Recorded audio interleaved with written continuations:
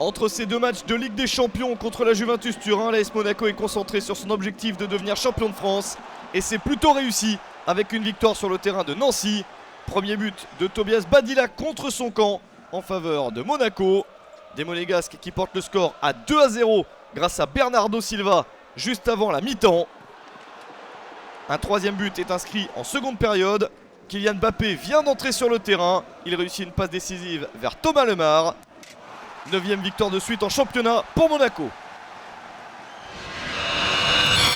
Le Paris Saint-Germain accueille le Sporting Club de Bastia avec la volonté de bien terminer la saison, même si le titre de champion semble s'éloigner.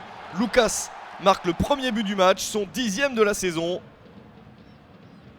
L'action suivante voit Matuidi tomber. Jean-Louis Leca, le gardien de Bastia, s'occupe de lui, mais le jeu se poursuit. L'arbitre laisse continuer le match. Marco Verratti en profite pour marquer de loin. Un but finalement validé par l'arbitre. Ça fait donc 2-0 pour le PSG. Le club parisien qui se détache complètement en seconde période avec cette passe décisive de Gonzalo Guedes vers Edinson Cavani. 32e but de la saison pour l'Uruguayen.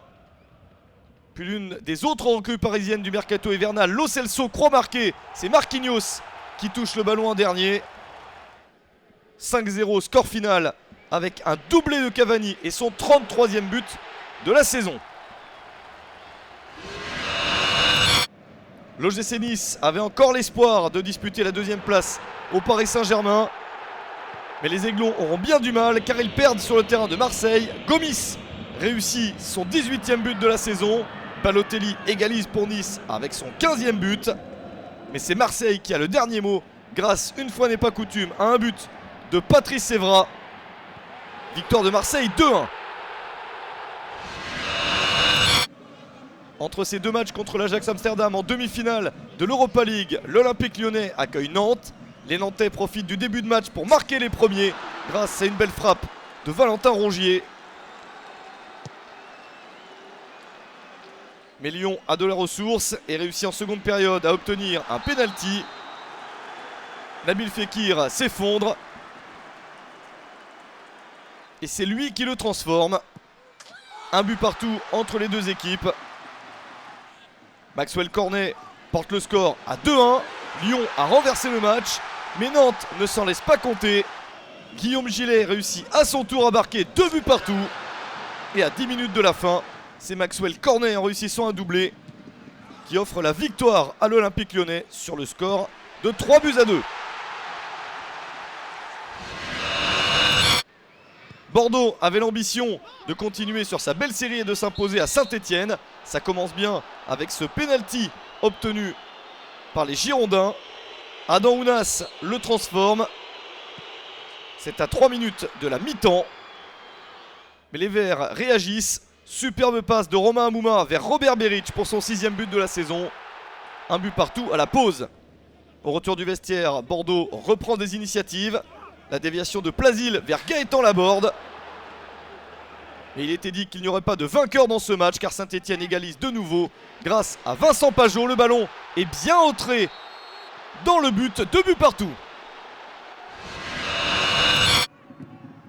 Guingamp avait envie d'offrir un beau spectacle à son public. C'est chose faite contre Dijon. Premier but de Jimmy Briand après 4 minutes seulement. Des Guingampais qui insistent en seconde période avec Yanis Salibur pour le 2-0. Dijon avait besoin de points pour son opération maintien. C'est raté car Guingamp se voit offrir une possibilité de 3-0 avec cette faute sur Coco et ce penalty. Yanis Salibur réussit le doublé et le transforme. Et le spectacle n'est pas terminé puisque Jimmy Briand aussi y va de son doublé. 4-0 au final pour Guingamp contre Dijon. Très peu d'occasions dans ce match entre Rennes et Montpellier. Et cadeau incroyable de Daniel Congré pour Firmin Mobele Ndombé.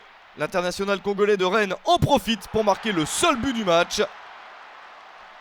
Ça fait 1-0 pour Rennes, une victoire intéressante qui empêche Montpellier d'assurer mathématiquement son maintien. Lille face à Metz et des Messins qui ont besoin de gagner ce match pour être assurés de rester en Ligue 1 la saison prochaine. Ils y parviennent grâce à 2 buts, le premier grâce à Mandjek, l'international camerounais, et le deuxième superbe de Renaud Coad. Victoire 2-0 et Metz sera bien en Ligue 1 la saison prochaine.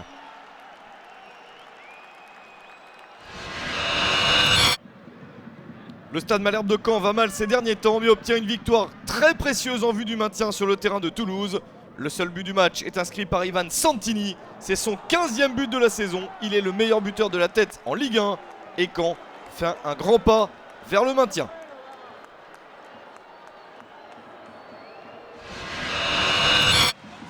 Lorient joue un bon match contre Angers avec pas mal d'opportunités. Celle-ci est récompensée, but de Romain Philippotto. Les Bretons croient tenir la victoire, mais Angers réussit à égaliser grâce à Vincent Manceau. C'est son premier but en Ligue 1. Un point très précieux pour le SCO qui assure son maintien en Ligue 1. 30 buts ont été inscrits dans cette 36e journée prolifique. Il y a eu 3 victoires à l'extérieur avec beaucoup de conséquences. Celle de Monaco à Nancy, la victoire de Metz à Lille et celle de Caen à Toulouse. Au classement, Monaco a d'énormes chances de devenir champion de France. Le PSG va finir 2e et Nice 3e. Marseille s'empare de la 5e place au détriment de Bordeaux.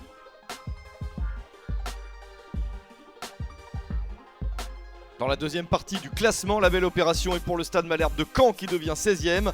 Lorient est 17e, juste au-dessus du barragiste Dijon. Les 2 relégables sont toujours Nancy et Bastia.